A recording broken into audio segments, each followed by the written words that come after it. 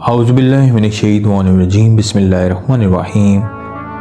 السلام علیکم ورحمۃ اللہ وبرکاتہ۔ دوستو، حضرت مریم علیہ السلام جب جوان ہوئیں تو ایک بار انہیں خوبصورت آدمی کی شکل میں حضرت جبرائیل علیہ السلام نظر آئے۔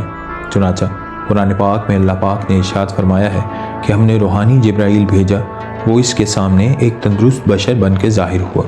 مریم گھبرا گئیں اور کہا، میں تجھ سے اللہ کی پناہ مانگتی ہوں اگر تجھے خدا کا ڈر ہے۔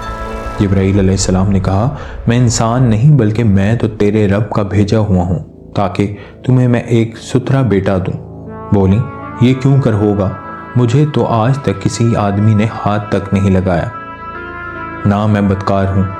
جبرائیل علیہ السلام نے کہا، یوں ہی تیرے رب نے فرمایا ہے کہ یہ مجھے آسان ہے، وہ اپنی قدرت کاملہ سے بغیر باپ کے بچے پیدا کر سکتا ہے۔ وہ فرماتا ہے کہ ہم اس طرح بچہ پیدا فرما کر اس بچے کو لوگوں کے واسطے نشانی بنائیں گے۔ تب حضرت جبرائیل علیہ السلام نے ان کے کرتے کے گریبان میں دم کر دیا، یعنی پھونک دیا۔ اس کے بعد مریم کو حمل ہوا۔ اس وقت آپ کی عمر شریف 13 سال کی تھی۔ سب سے پہلے جس شخص کو مریم کے حمل کا علم ہوا وہ ان کا چچا زاد بھائی یوسف نجار ہے، جو مسجد بیت المقدس کا خادم تھا اور بہت بڑا عابد شخص تھا۔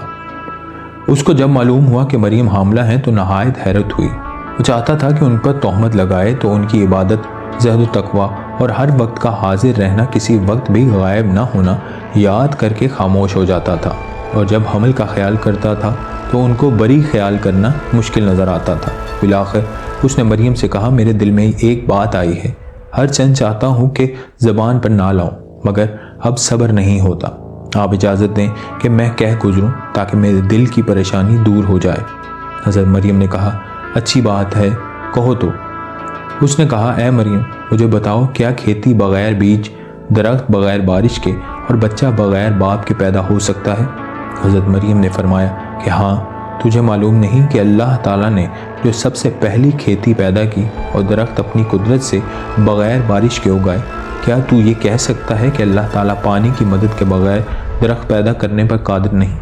یوسف نے کہا، میں تو یہ نہیں کہہ سکتا، بے شک میں اس کا قائل ہوں کہ اللہ ہر شے پہ قادر ہے، جسے کن فرمائے وہ ہو جاتی ہے۔ حضرت مریم نے کہا کہ کیا تجھے معلوم نہیں کہ اللہ تعالیٰ نے حضرت آدم علیہ السلام اور ان کی بیوی کو بغیر ماں باپ کے پیدا کیا؟ حضرت مریم کے اس کلام پر یوسف کا شبہ دور ہو گیا۔ حضرت مریم سلام اللہ علیہ حمل کے سبب کمزور ہو گئی تھیں، اس لیے خدمت مسجد میں یوسف ان کی نیابت کرنے لگا۔ اللہ تعالیٰ نے حضرت مریم کو الہام کیا کہ وہ اپنی قوم سے علیحدہ چلی جائیں، اس لیے وہ بیت الحلم میں چلی گئیں۔ چنانچہ قرآن پاک میں کچھ یوں ارشاد ہوا کہ پھر اسے در دزہ ایک کھجور کی جڑ میں لے آیا۔ اس کھجور کا درخت بالکل خشک ہو چکا تھا کہ پھر اسے در دوز ایک کھجور کی جڑ میں لے آیا۔ اس کھجور کا درخت بالکل خشک ہو چکا تھا اور یہ ایک ایسی ویران جگہ تھی جہاں پانی کا نام تک نہ تھا اور نہ کچھ کھانے کا سامان وہاں تھا۔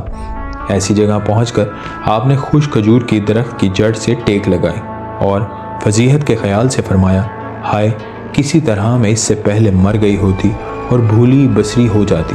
ایسے وقت میں اللہ نے حضرت مریم کی مدد فرمائی تو جبرائیل علیہ السلام نے وادی کے نشیب سے آواز دی، تیرے رب نے تیرے نیچے نہر بہا دی ہے۔ حضرت ابن عباس رضی اللہ تعالیٰ عنہ فرماتے ہیں کہ عیسیٰ علیہ السلام پیدا ہوئے تو آپ نے اپنی ایڑی زمین پر ماری تو آب شیریں کا چشمہ جاری ہو گیا۔ یہ تو پانی کا انتظام تھا جو اس خشک علاقے میں کیا گیا اور کھانے کے لیے فرمایا گیا، اور کھجور کی جڑ پکڑ کر اپنی طرف ہلا، تجھ پر تازی پکی کھجوریں گریں گی۔ ناظرین، حضرت عیسیٰ علیہ السلام کی ولادت ہو گئی، پانی اور کھانے کا بھی انتظام ہو گیا۔ اب اگلا مرحلہ یہ تھا کہ دنیا کو حضرت عیسیٰ علیہ السلام کی ولادت کی خبر دی جاتی۔ اس کے بارے میں حکم ہوا کہ تو اگر کسی آدمی کو دیکھے اور وہ کچھ پوچھے تو تو اشارے سے کہہ دینا کہ میں نے آج کا دن چپ رہنے کا روزہ رکھا ہے، اس لیے آج کسی سے بات نہ کروں گی۔ اس کے بعد جب آپ عیسیٰ علیہ السلام کو گود میں لیے اپنی قوم کے پاس آئیں تو وہ بولے، اے مریم، تو نے بہت بری بات کی ہے۔ اے ہارون کی بہن، تیرا باپ برا آدمی نہ تھا اور نہ تیری ماں بدکار تھی، تم نے یہ کیا کیا؟ اس پر مریم نے بچے کی طرف اشارہ کیا کہ اسی سے پوچھ لو، بات کیا ہے؟ وہ بولے، ہم کیا پاگل ہیں جو ایک دن کے بچے سے جو ابھی پالنے میں ہے بات کریں؟ انہوں نے پھر اشارہ کیا، تم اس کی طرح منہ کر کے پوچھو تو۔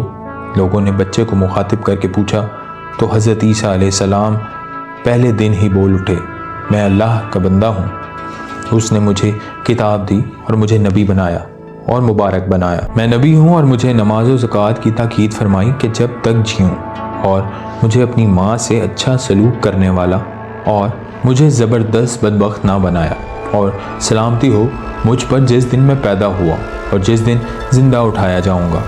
حضرت عیسیٰ علیہ السلام نے اتنا فرمایا اور خاموش ہو گئے اور اس کے بعد کلام نہ کیا جب تک کہ اس عمر کو پہنچے جس عمر میں بچے بولنے لگتے ہیں۔ دوستو، حضرت مریم علیہ السلام کو بغیر شوہر اور شادی کے بچہ عطا کیا گیا۔